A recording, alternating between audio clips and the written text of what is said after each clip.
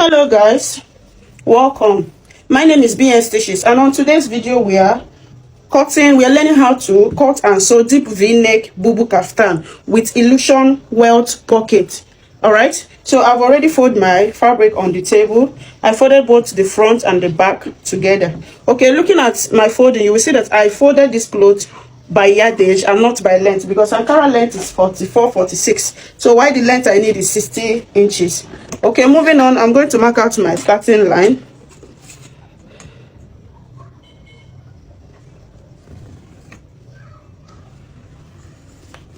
So after marking out my starting line, the next thing I have to do is to mark the front neckline. The wideness is 4 inches, while the depth is 7.5 inches. So I'm going to connect the neck.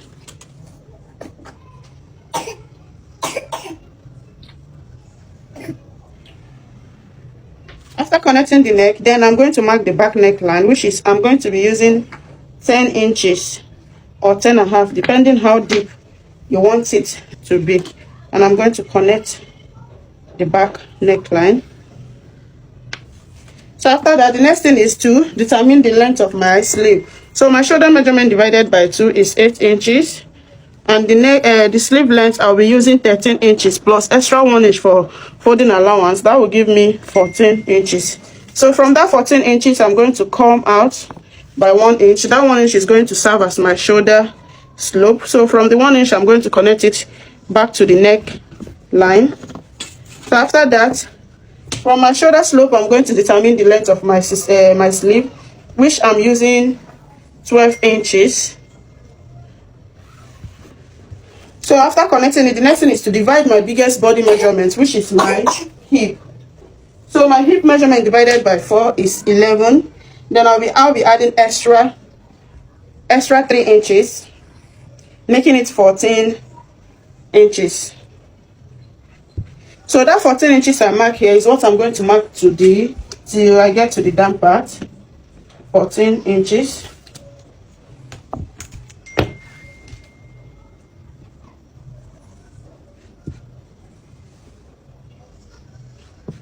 So I'm going to connect the lines.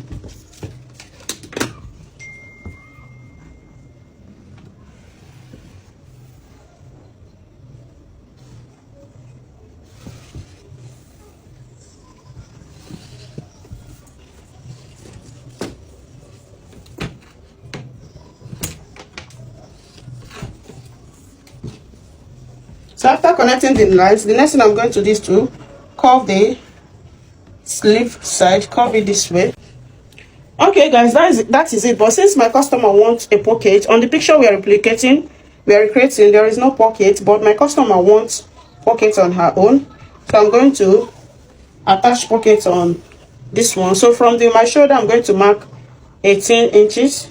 Then from that 18 inches, I'm going to come down by 7 inches. So I'm going to just give a pocket a curve from here.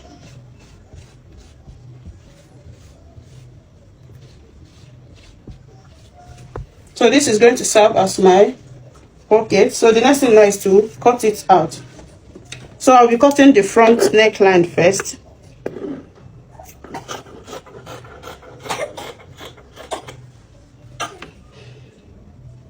Then I'll cut the shoulder slope, adding 1/2 inch for my joining allowance.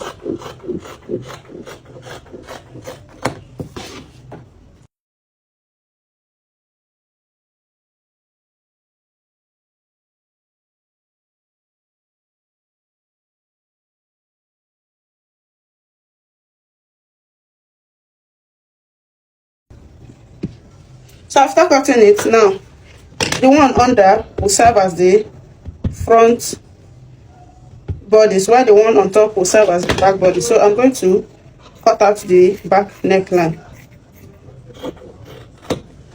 All right, so after this, now I'm going to bring the pieces I'll be using, the second pieces which I'll be adding to it. Okay guys, at this point I have to do voiceover because there were so many noisy on the background, so I couldn't post it with the noise because of YouTube banning my video. So right now I'm cutting the facing. This is the front facing. You see the way I place it on the plain fabric, the orange plain fabric. So I've cut equal with the neck. So the next thing is to measure what I want, because this facing is going to be at the front of the design. I'll use it to turn up the neck, but it's going to be at the front of the design. So I measured 4 inches as you see me mark, and I cut it out. So I'm going to place it. Okay, I keep it aside, then I cut out the facing for the back also. Okay, so the back facing is going to be inside. It's not going to be outside the back. I hope you understand what I mean. So it's going to be inside. I'll use it to turn up the neck, and I will flip it inside. So at this point I didn't measure anything because there won't be need for it, you understand. So I just cut out whatever I feel like will be okay for the facing. So I place it at the right side of my fabric. This is the back pattern. So I face it right side facing each other, as you see me do, right side facing each other. So I'm going to pin it down. Then I'll take it to my machine and sew the V-neck, 1/2 inch. I'm going to use 1/2 inch to sew it. Then I'll bring the front pattern. So on this one, I'm showing you now. This is the place I open now is the right side. So I'm going to flip it to the wrong side. Then I'll be placing my facing right side facing the wrong side of the pattern. Right side of the facing the wrong side of the pattern. Then I'm going to pin it down. After pinning it down, I'm making sure that the V angle is pointing at the midpoint of that dress, at the center of the dress. So I'll take it to my machine after pinning it, and then sew the V-neck with 1/2 inch. You understand? So after sewing it, this is what it looks, and I top stitch. Then I top stitch on the fabric and not on the facing, because I told you the facing will be outside. It will be at the neck. So I have to iron it down, put my hemming gum. I use my hemming gum to hold it down. You understand? So after ironing it, I need to fold in 1/2 inch. I need to fold the facing. I need to fold in 1/2 inch so that I can be able to top stitch. You see me folding it and ironing it so that I can be able to top stitch on it. You understand? So it's very important, and I'm doing this carefully. So guys, if you have watched my video to this point, please like, share, subscribe to my channel. If you have any request of a video that you want me to make for you, please do well to send it on my comment section, or you get my number. My contact is there. You send it direct to me on WhatsApp. Any design you are finding it difficult to work on, send it to me. I will help you and do the video free of charge. You are not paying. You understand? Okay, after ironing it down, I'm going to take it to my machine and run a stitch on top of that 1/2 inch that I fold in.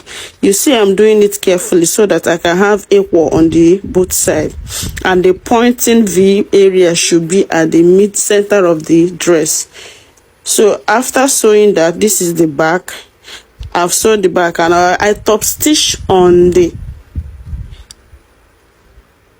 fabric I used to turn up the neck, not on the main pattern.